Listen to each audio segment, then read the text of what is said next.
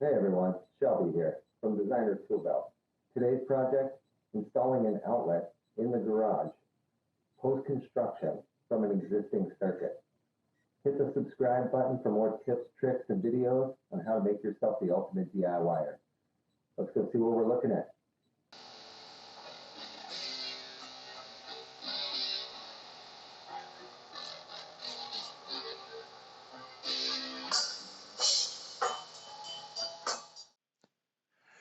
All right, here we have our workbench with a few power tools on it and a 20 amp circuit right behind. This is where we want to move our workbench, and it crosses a doorway, so we don't want an extension cord. Only need a few materials for this project: post-construction box, a deco outlet, a deco cover, and 12-2 wire, couple feet. First thing we're going to do is make sure that there's power to the outside outlet, as that's what we're going to be branching off of.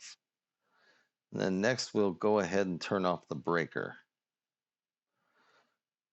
After you've turned off the breaker, go ahead and check it again with a meter and just ensure that the power has actually turned off and you got the right breaker. Next thing we'll do is take off the cover plate on the outside and take the outlet off of the wall, leaving it connected to its existing wire. This way we could access its box, put our new wire through onto the other side, and do our connections. Now we'll measure out to find exactly where we want our outlet, or at least where the outlet was on the outside. Use a stud finder because we want to be on the same side of the stud as the existing outlet from the outside that we're branching off of.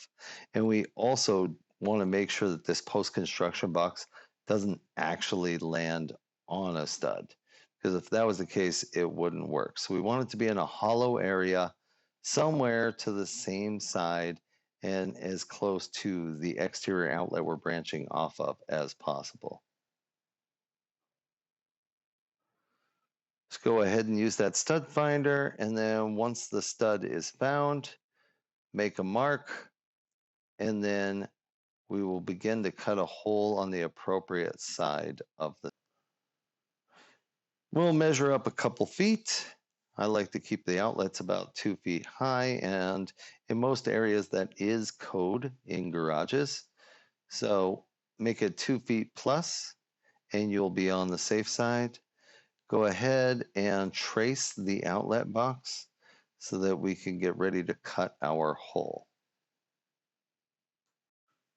Once we have the outlet box traced, use a drywall saw or rotozip, anything that will get through the drywall and make a pretty precise hole, as the post-construction box is going to need to fasten to the back side of the drywall. So we don't want that hole to be too big and cause ourselves some needless patching with drywall mud and additional paint.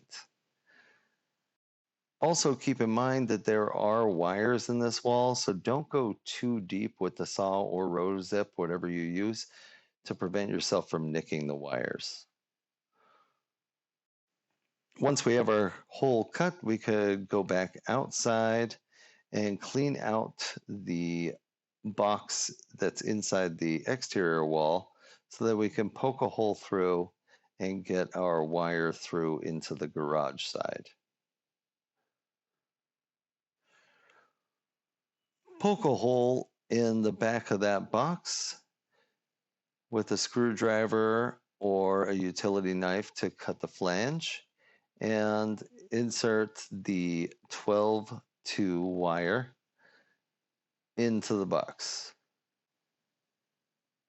Even though the outlet that we're adding is only about 6 inches away, use approximately 2 feet of 12-2 wire. That way we have enough to strip on each side, and a little bit of slack just in case that hole for some reason didn't work out. We don't want the wire to be pulled too tight to span between the two outlets, the existing outlet and the outlet we're adding. Strip the wire on each side with approximately 3/4 of an inch of copper exposed. This will give you enough room to wrap around the screws and secure it to the outlet. So do that to the black wire, the white wire. The copper wire for the ground is already exposed. Just pull the paper off of it and we'll be ready to attach it to the outlet. Use your wire snips to make a curl in the end of the wire on the black, the white, and the copper wire. This is going to be so that it could attach around the screws of the existing outlet on the outside of the house.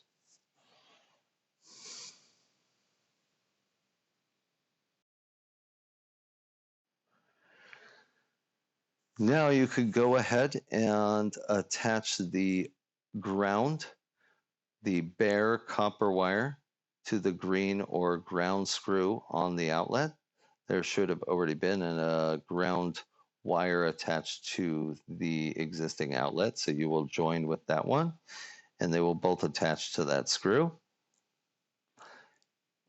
And you can also attach the black and white wires. The white will go to the silver screw, and the black will go to the brass or bronze colored screw.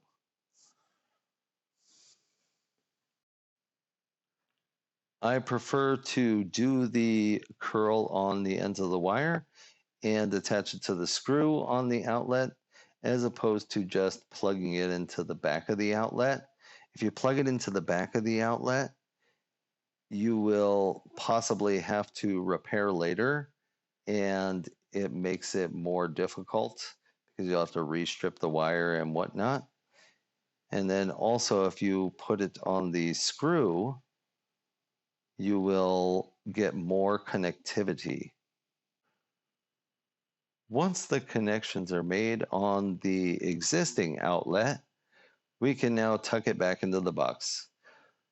Be sure that you bend the wires back enough so that they don't accidentally make contact with each other and or come loose from the screws.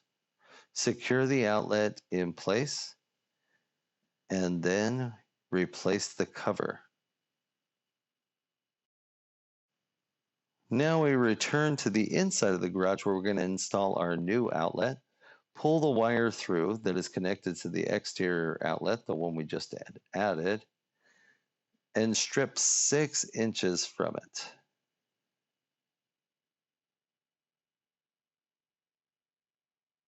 Once we have our 6 inches stripped, separate the wires again, just like on the outside, and strip a minimum of 3/4 of an inch, no more than 1 inch, from each individual wire. So 3/4 to 1 inch off of the white, stripped back to expose the copper, and 3/4 inch to 1 inch off of the black to expose the copper.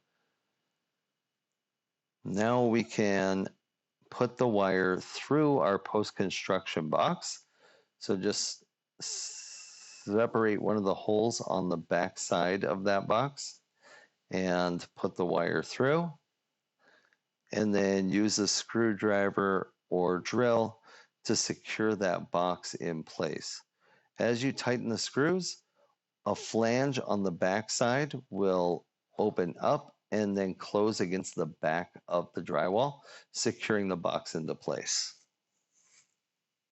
Similar to what we did on the outside outlet, we will now take each of those wires. Once they are stripped 3/4 to 1 inch back, we will put a curl on each of them to go around the screws on the side of our new outlet.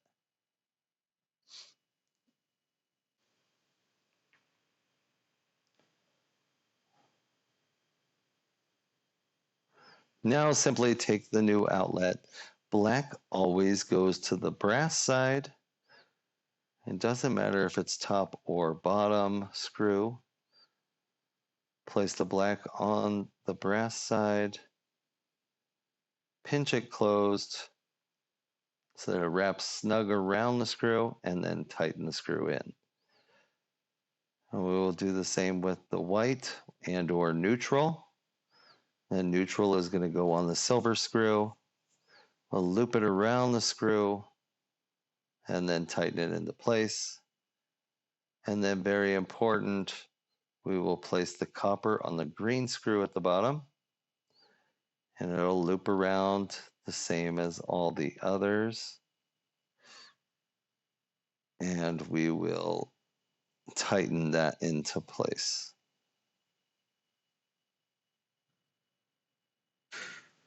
Once we have our ground screw tightened, we can then put our outlet back into the box. Again, the same as the outside, we'll want to bend back some of the wires to make sure that they don't make contact with each other and any other area of metal or screws on the outlet itself. And then once it's pushed into place, we can go ahead and use a drill or screwdriver.